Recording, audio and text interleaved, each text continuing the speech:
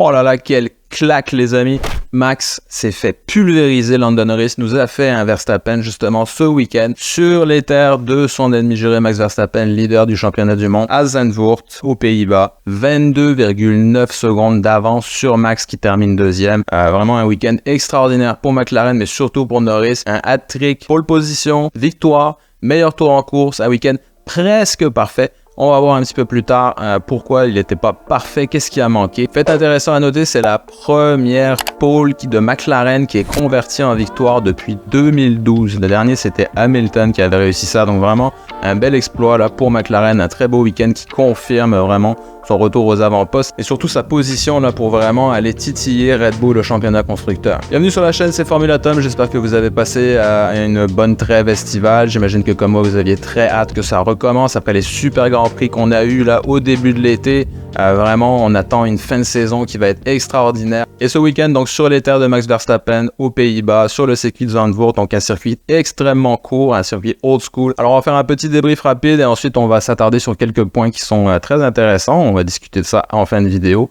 Restez là. Alors pourquoi je disais un week-end presque parfait? Ben encore une fois, un départ raté pour Norris. Pas juste Norris, d'ailleurs Piastri aussi. Donc vraiment, il y a un problème là chez McLaren au niveau des départs. Ils perdent tout le temps des positions. Donc là, on voit bien sur le départ que Norris a vraiment de la difficulté avec sa deuxième vitesse, ça patine. Pourtant, les deux McLaren sont sur le côté propre de la piste. Donc on s'imagine qu'il devrait avoir un avantage, mais pas du tout. Max Verstappen fait vraiment un départ fulgurant, passe tout de suite devant Norris. Piastri aussi se fait dépasser, donc encore vraiment problématique là ces départs chez McLaren, il va falloir qu'il travaille ça. Au 17e tour, Max indique à son ingénieur Giampiero Lambiase que ses pneus commencent vraiment à être en très mauvaise condition. Et effectivement, le tour suivant au 18e, Norris le dépasse à l'intérieur. Il prend la tête de ce Grand Prix et se dirigera vers la victoire. Alors Ferrari, c'était un week-end très compliqué. Aux essais, ça n'avait pas du tout fonctionné. Sur la grille de départ, ils étaient assez loin. Carlos Sainz n'avait même pas réussi à se hisser dans la dernière phase de qualification. Donc on s'attendait à un week-end assez difficile, mais stratégie vraiment extraordinaire de Ferrari qui fait l'undercut. Au 25e tour, Leclerc rentre pour changer les pneus, fait l'undercut à Piastri et Russell qu'il dépasse. Il finira sur le podium. Donc chapeau Ferrari, vraiment un beau retour. On notera au 40e tour un joli tir groupé là, dans le banking avec Magnussen, Albon, Stroll, Alonso, Gasly. 3 de large dans le premier virage.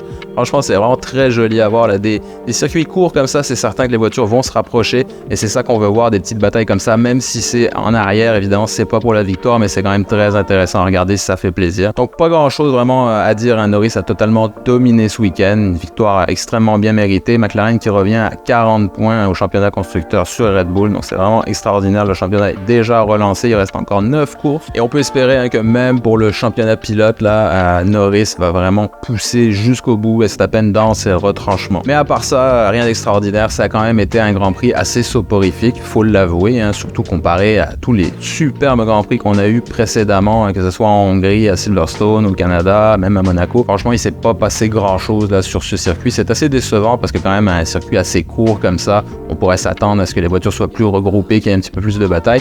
Le problème, c'est vraiment le tracé qui est extrêmement sinueux. Très étroit, pas de grande ligne droite avec une belle zone de freinage, les dépassements sont très compliqués. Alors comme je disais en début de vidéo, il y a quand même quelques petits trucs intéressants qui se sont passés ce week-end. Déjà, je veux donner la mention spéciale à notre ami Logan Sargent, FP3, qui, encore une fois, la met dans le mur. Alors, c'est vraiment incroyable. Le gars était en vacances pendant 3 semaines, il a pu vraiment réfléchir. Il sait déjà que Sainz prendra sa place l'année prochaine chez Williams. Évidemment, on voit pas vraiment la d'écurie qui pourrait être intéressée à recruter Logan Sargent, mais au moins, il pourrait essayer de faire bonne impression pour espérer peut-être un poste de réserviste quelque part. Eh bien non. Une erreur de débutant, des choses qu'on apprend en karting. Là, quand il pleut, on ne touche pas les vibreurs et on touche encore moins le gazon.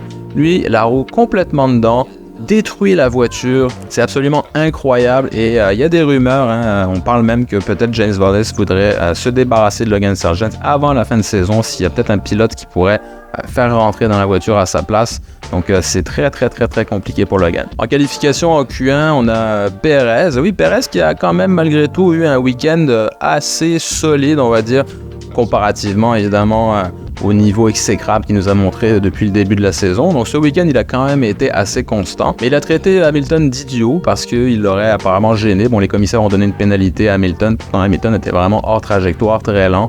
Il a laissé passer comme il a pu, mais bon. Et Alex Albon qui a été disqualifié, il avait fait une super qualif pour Williams, passé en Q1 justement. Malheureusement, il y a eu un problème avec le fond plat et la voiture a été disqualifiée. Et pour terminer, on a eu une confirmation là, de Mercedes que Kimi Andrea Antonelli ne sera pas pilote l'année prochaine chez Mercedes. On n'a pas eu cette confirmation-là, mais qu'il allait participer aux essais au prochain Grand Prix à Monza en Italie. Alors ça nous laisse penser que c'est peut-être un dernier test là, ultime. Toto Wolff veut vraiment comparer peut-être la pointe de vitesse là, de Antonelli par rapport à George Russell sur un circuit extrêmement rapide. Et par ailleurs, on a eu la confirmation cette semaine aussi que Alpine prend le réserviste Jack Doohan aux côtés de Pierre Gasly pour la saison prochaine en 2025.